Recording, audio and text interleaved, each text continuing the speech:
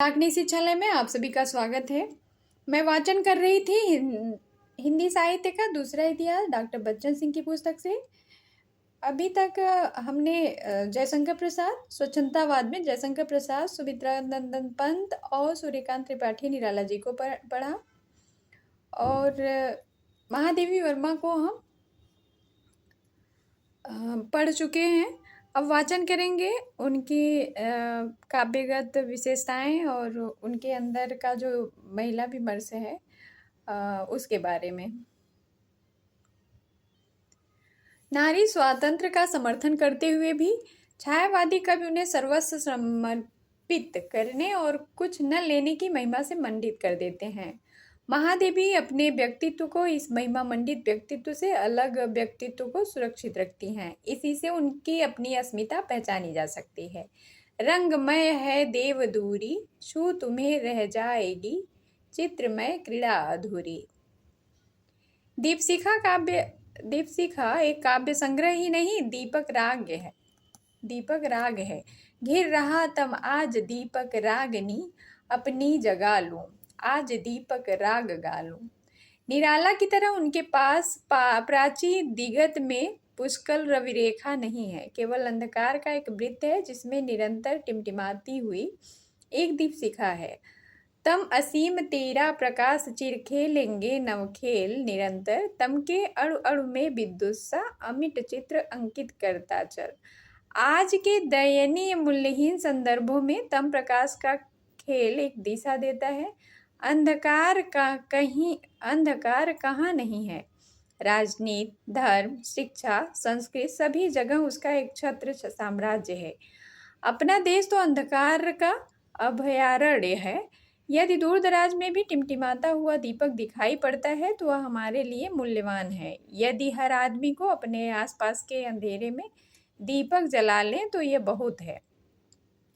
इस तरह अनगिनत ज्योतिवृत्तों से अधिकार को कम करने में सहायता मिलेगी। पूरा अंधकार तो सूर्य के प्रकाश में ही नष्ट होगा, किंतु सूर्योदय होने तक दीपक द्वारा अंधकार से लड़ा जा सकता है।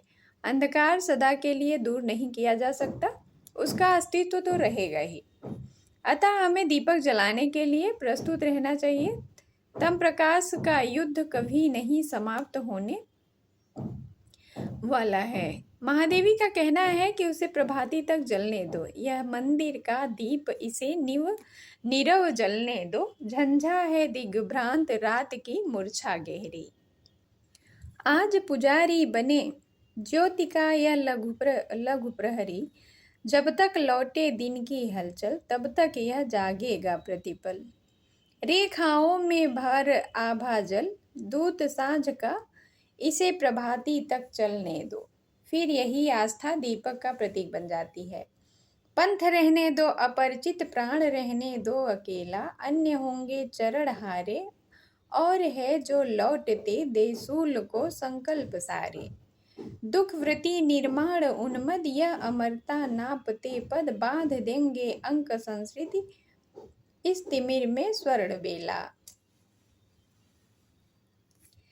दीपशिखा के प्रारंभिक दो शब्द हैं, आलोक मुझे प्रिय है पर दिन से अधिक रात का। दिन में तो अंधकार से उसके संघर्ष का पता ही नहीं चलता, परंतु रात में हर झिलमिलाती लौ योद्धा की भूमिका में अवतरित होती है। इस नाते दीपशिखा मेरे अधिक निकट है, ये महादेवी वर्मा ने दीपशिखा में कहा है। यह स्वयं नारी नहीं है? महादेवी की रचनाओं में वैविध्य नहीं मिलेगा। स्त्री की रचनाओं में पुरुष रचनाकारों की विविधता का अभाव अस्वाभाविक नहीं है। उनकी सामाजिक सीमा भी है और प्राणिशास्त्रीय भी। पर महादेवी में गहरी दूरदृष्टि है, इसलिए भटकाव नहीं है। उनकी अपनी दुनिया, भाषा शैली की एक विशिष्ट पहचान है। अन्य छायावादी कवियों की तरह उनकी रचनाओं का स्तर कहीं बहुत ऊंचा है और कहीं बहुत नीचा है। वे सामान्य स्तर से कहीं भी नीचे नहीं जाती। साँचे ढली उनकी पदावली पर उनकी वैयक्तिक और जातीय संयम, सौंदर्य अभिरुचि और कुशलता की छाप है। फेमिनिस्ट क्रिटिसिज्म स्त्री की रचनाओं में जिस देह भाषा अर्थात बॉडी लैंग्वेज की तलाश करता है वह देह भाषा महादेवी में भी मिलेगी। इससे भी उनकी रचनाओं का सांस्कृतिक धरातल अलग हो जाता है। छायावादी कवियों में राम कुमार वर्मा भी उल्लेख्य हैं। यहीं से उनको कहा जाता है कि छायावादी कवि राम कुमार वर्मा छायावादी कवि हैं। अब गद्य खंड के बारे में गद्य खंड पढ़ेंगे। अभी तक हम लोगों ने स्वच्छंदतावाद युग के कवियों को पढ़ा, अब स्वच्छंदतावाद युग के गद्य खंड के बारे में जानेंगे।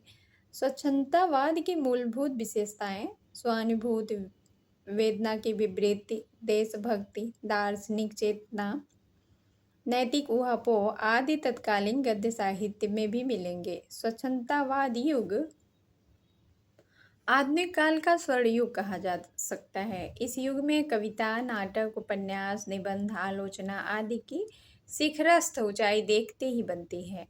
साहित्य हो या जीवन दोनों संघर्ष की भट्ठी में तप कर पकते हैं। उस समय देश की राजनीति संघर्ष के साथ वैचारिक संघर्ष से भी गुजर रहा था। कविता में स्वानुभूति का प्राधान्य है तो गद्य में अनुभूत्यात्मक वैचारिकता का। स्वच्छंदतावाद युग के नाटककार और उनके नाटक। जयशंकर प्रसाद भारतेंदु हरिश्चंद्र के बाद दूसरे विशिष्ट नाटककार प्रसाद हैं। भारतेंदु हरिश्चंद्र के बाद दूसरे नाटककार प्रसाद हैं। भारतेंदु ने सर्वप्रथम भारतीय और पाश्चात्य नाट्य शैली को समन्वित किया। एक ओर उन्होंने जातीय जीवन को देश प्रेम के साथ जोड़ा तो दूसरी ओर जीवन के यथार्थ चित्र भी उभारे, किंतु उनमें गहन आंतरिक दृष्टि और कलात्मक सौंदर्य का अभाव था। इस कमी की पूर्ति प्रसाद ने की। प्रसाद भारतेंदु युगीन नाटककारों से विषय के चुनाव, व्यापक उद्देश्य और कला सृष्टि में भिन्न थे। उन्होंने ऐतिहासिक सांस्कृतिक नाटकों के माध्यम से अपनी सांस्कृतिक परंपरा और नए जातीय जीवन की जो प्रतिष्ठा की उससे हमारी अस्मिता को एक सृजनात्मक आकार मिला। वस्तुतः प्रसाद द्वारा उकेरित अस्मिता को समझने के लिए जवाहरलाल नेहरू द्वारा निर्मित भारतीय अस्मिता के अंतर को समझ लेना होगा। दोनों ही स्वच्छंदतावादी अर्थात रोमांटिक और समकालीन थे। भारत की खोज नेहरू ने भी की थी और प्रसाद ने भी। डी कोसंबी के मतानुसार नेहरू की खोज के पीछे क्यों का उत्तर नहीं है। उनका भारत पश्चिमी आदर्शों पर निर्मित भारत है। मैकाले, राजा राममोहन राय, नेहरू बौद्धिक दृष्टि से थोड़े बहुत अंतर के साथ एक ही मार्ग के यात्री हैं। स्वराज्य के बाद भारत का जितना पश्चिमीकरण हुआ उतना कभी नहीं हुआ था। वे परंपरा से कटे हुए थे। परंपरा से कटे हुए दलों का जो परिणाम होना चाहिए वह साफ दिखाई पड़ रहा है। नेहरू पश्चिम के बुद्धिवाद इनलाइटेनमेंट को लेकर चल रहे थे। वहाँ हर वस्तु तर्कानुमोदित होती थी। उस प्रकार का बुद्धिवाद अपने इतिहास में नहीं है। यहाँ के आत्मवाद में करुणा, तितिक्षा, त्याग, तपश्चर्या, अहिंसा घुली मिली थी। भारत के भविष्य का निर्माण इनको छोड़कर नहीं हो सकता। प्रसाद ने इसलिए बौद्धों की करुणा पर इतना अधिक बल और पश्चिमी बुद्धिवाद का इतना अधिक विरोध किया है। वे रोमांटिक कम ऐतिहासिक अधिक थे। नेहरू ऐतिहासिक कम रोमांटिक अधिक थे। दोनों में विपरीत है। अतः प्रसाद पर महात्मा गांधी का प्रभाव देखा जा सकता है क्योंकि उनका व्यक्तित्व भारतीय परंपरा के अनुरूप है। फिर भी प्रसाद ने भारतीय अस्मिता का जो स्वरूप प्रस्तुत किया है उसे परिवर्तित करना पड़ेगा। वे स्वयं परिवर्तन के अविश्वासी थे, किंतु भारतीयता के मौलिक तत्वों को ग्रहण किए बिना न हम अपनी निजी अस्मिता की पहचान करा सकते हैं और न देश की। प्रसाद ने अपने नाटकों के लिए प्रख्यात ऐतिहासिक वृत्तों का चुनाव किया है। हर्षकाल, गुप्तकाल, मौर्यकाल से, किंतु उनका मन गुप्तकाल और मौर्यकाल में रमा रहा, जो भारतीय इतिहास के स्वर्ण युग हैं। इन स्वर्ण युगों से ही वे अपने देश का भविष्य संबद्ध करते हैं वास्तविकता तो यह है कि वे वर्तमान अपने समसामयिक समस्याओं के बिंदु से अतीत को देखते हैं और भविष्य को परिकल्पित करते हैं। अतीत, वर्तमान और भविष्य उनके लिए अखंड, एककालिक और अविभाज्य है। उनके काव्य विकास की तरह नाटक विकास भी धीरे धीरे मंद गति से होता है। सज्जन, कल्याणी परिणय,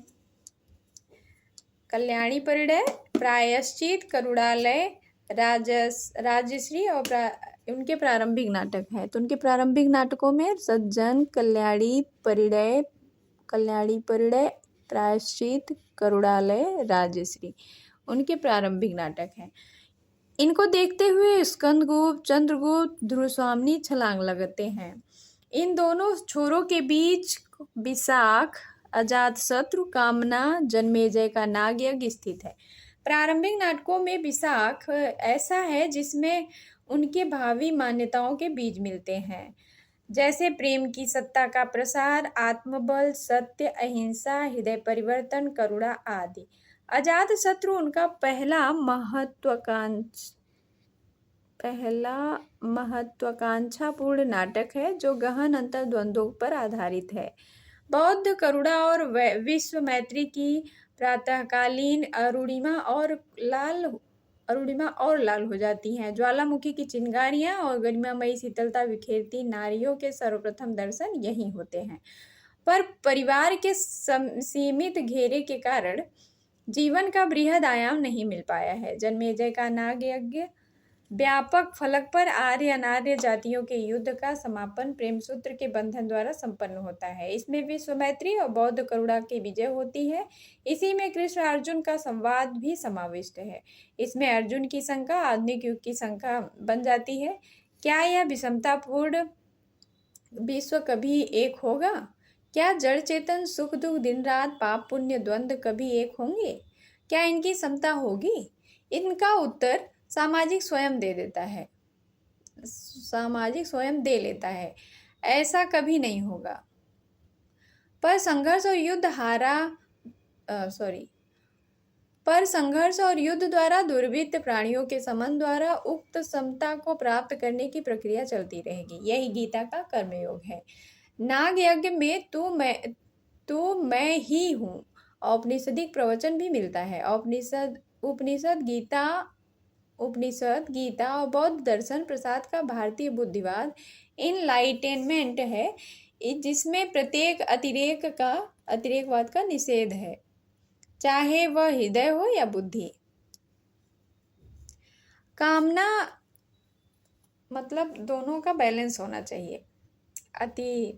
किसी चीज की अति भी भली नहीं होती। कामना एक औपनिदेशक नाटक है। अन्यापदेश वास्तविक अर्थ में नाटक नहीं हो सकता। कामना और एक घूट कामायनी की पृष्ठभूमि पर काम करते हैं। जिस कालखंड में इन्हें लिखा गया उसी कालखंड में कामायनी का लेखन भी चल रहा था। जिस आदिम समाजवाद की ओर ध्यान आकृष्ट किया गया है वह एक यूटोपिया है। संघर्ष तत्व के अभाव में कामना नाटक का रूप नहीं ले पाती, वह कामायनी का प्रास्ताविक है। उनके प्रौढ़तम नाटक हैं स्कंदगुप्त, चंद्रगुप्त और ध्रुवस्वामी। इन तीनों में भी स्कंदगुप्त अपने लंबे नाटकीय तनाव और संघर्ष और बुनावट में अप्रतिम हैं। इसके नायक स्कंदगुप्त में राग विराग, जय पराजय, अवसाद उत्साह का अद्भुत मिश्रण है। उसे अनेक मोर्चों पर लड़ना पड़ता है, घरेलू कलह के मोर्चे पर, देशद्रोहियों के मोर्चे पर, बाह्य आक्रमणकारियों के मोर्चे पर।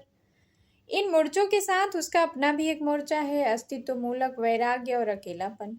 युद्ध की इन अग्नियों में तप कर ही उसका व्यक्तित्व निखरता है।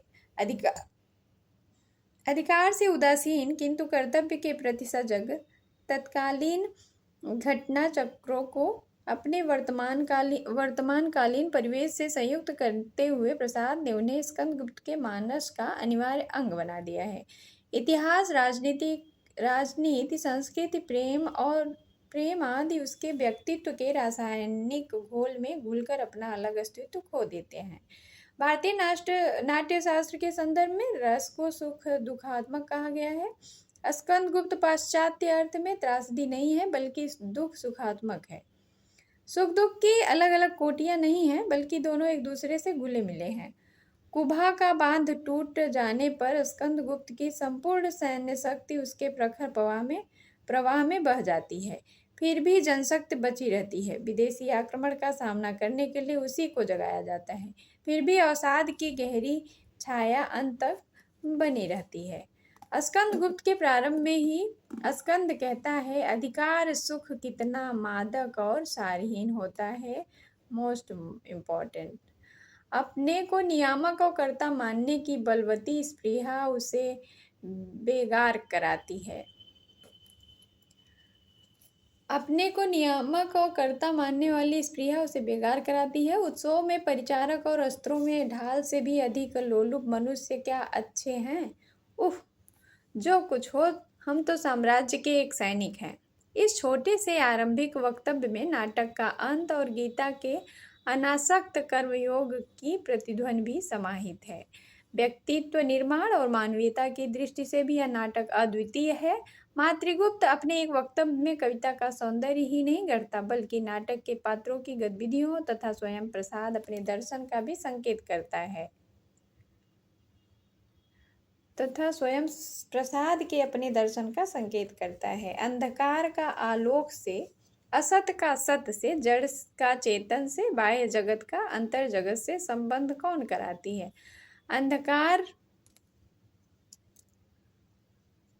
ये कथन भी नोट कर लीजिए, मातृगुप्त द्वारा कहलवाया गया है, जयशंकर प्रसाद जी ने कहलवाया है। अंधकार आलोक के युद्ध में इसके पात्रों का व्यक्तित्व बनता है। हर पात्र के अलग अलग चक्रव्यूह हैं, उसी में वह टूटता बनता है। अंधकार में ही कहीं मातृत्व, कहीं प्रेम, कहीं करुणा, कहीं युद्ध, कहीं देशभक्ति के छोटे बड़े स्फुलिंग दिखाई पड़ते हैं। इन्हीं से एक अवसादपूर्ण किंतु गहरा मानवीय नाट्यबिंब उभरता है। चंद्रगुप्त मौर्य एक महाकाव्यात्मक नाटक है। यहाँ महाकाव्यात्मक का अभिप्राय है ब्रेस्ट का एपिक नाटक नहीं। यहाँ महाकाव्यात्मक का अभिप्राय ब्रेस्ट का एपिक नाटक नहीं है। महाकाव्यात्मक का तात्पर्य है देशभक्ति और संस्कृति के राग बहुआयामी चित्रों का उरेहा जाना, लंबी कालावधि और चरित्रों का जमघट होना। स्कंदगुप्त की तरह यह अंतर्द्वंद और लिरिकल नहीं है। इसमें चरित्रों की वैयिकता है और इसके चरित्र विभिन्न वर्गों के प्रतिनिधित्व करते हैं। घटनाओं की ठूस ठास भी अधिक है।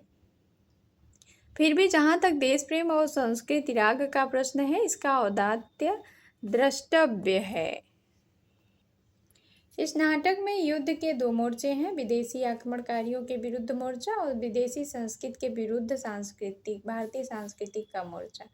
पर मोर्चे का विजय भारतवर्ष की होती है। यवन या आक्रांताओं के विरुद्ध चंद्रगुप्त ही नहीं है, छोटे छोटे गणराज्य भी हैं, बुद्धिजीवी हैं, छात्र हैं, स्त्रियां हैं, जनशक्ति है। पूरे नाटक पर महात्मा गांधी के नेतृत्व में चलने वाले राष्ट्रीय आंदोलन की गहरी छाप है। प्रसाद ने इतिहास के पृष्ठों में छिपे हुए उन सभी बिंदुओं को खोज निकाला है जो राष्ट्रीयता, जातीयता, देश की अखंडता को बल देते हैं।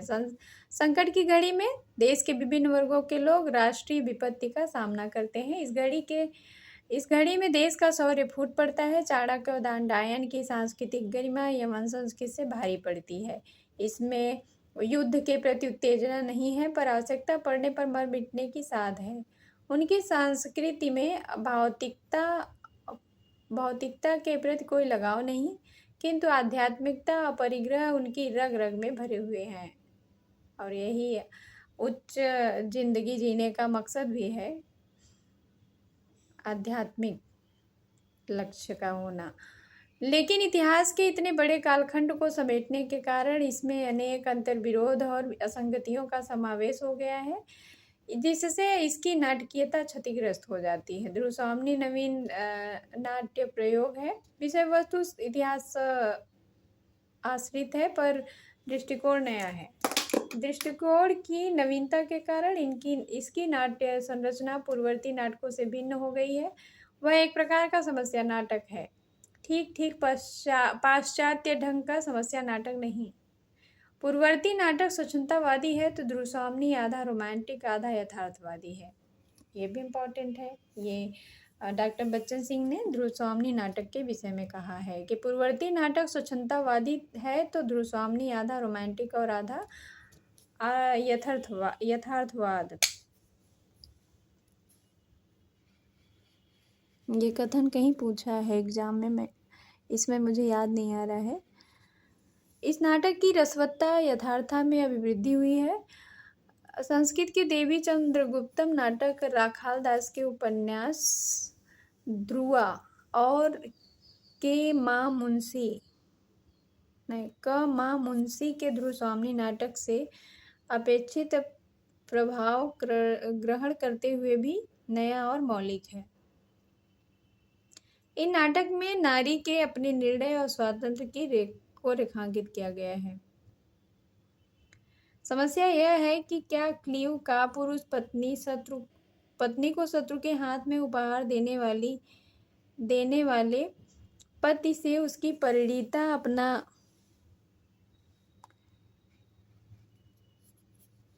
इस नाटक नारी के अपने निर्णय स्वातंत्र को रेखांकित किया गया है। समस्या यह है कि क्या क्लीव का पुरुष उपहार देने वाली इसकी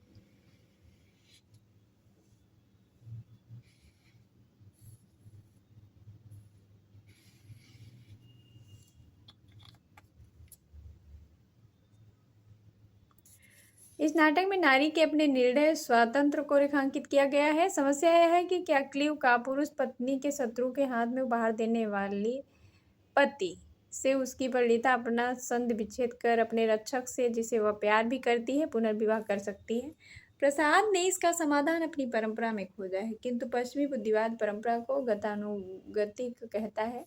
वह बुद्धिवाद के सहारे एक झटके में सारा निर्णय लेना चाहता है, पर प्रसाद अपनी दीर्घकालीन परंपरा में प्रगतिशील सर्जनात्मक तत्वों की खोज कर निकालते हैं। ऐसे में तत्व हमारी परंपरा में बिखरे पड़े हैं।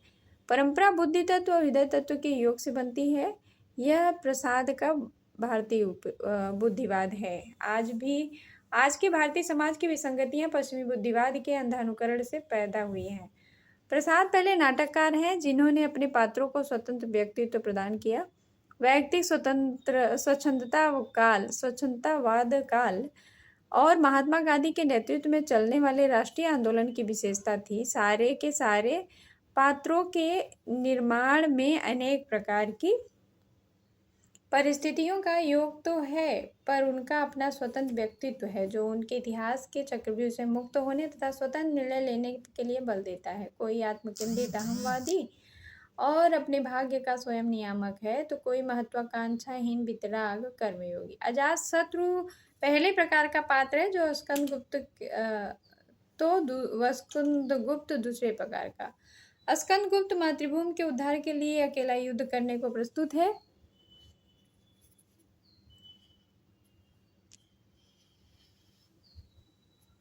चाणक्य लौह स्तंभ की तरह अप्रणत, अद्भुत, आत्मविश्वासी, निर्मम कूटनीतिज्ञ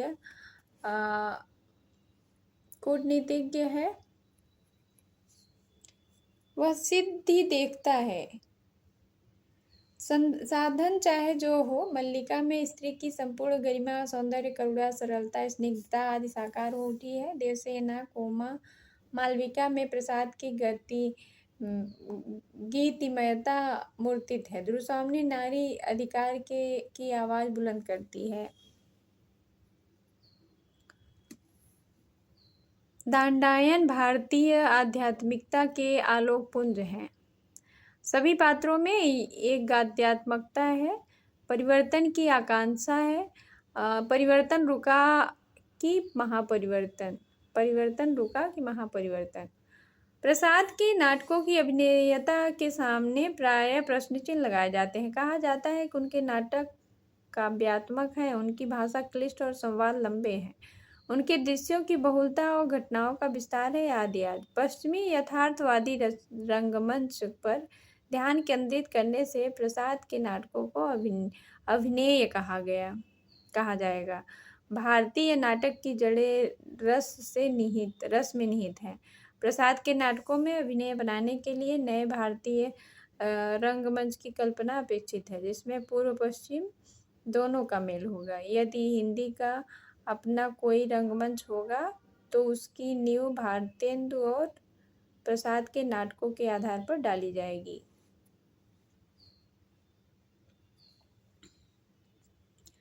आज के लिए बस इतना ही। अब लक्ष्मी नारायण मिश्र अगले नाटककार हैं, उनके लिए नेक्स्ट वीडियो में वीडियो बनाएंगे। तो बहुत बहुत धन्यवाद आप सभी को।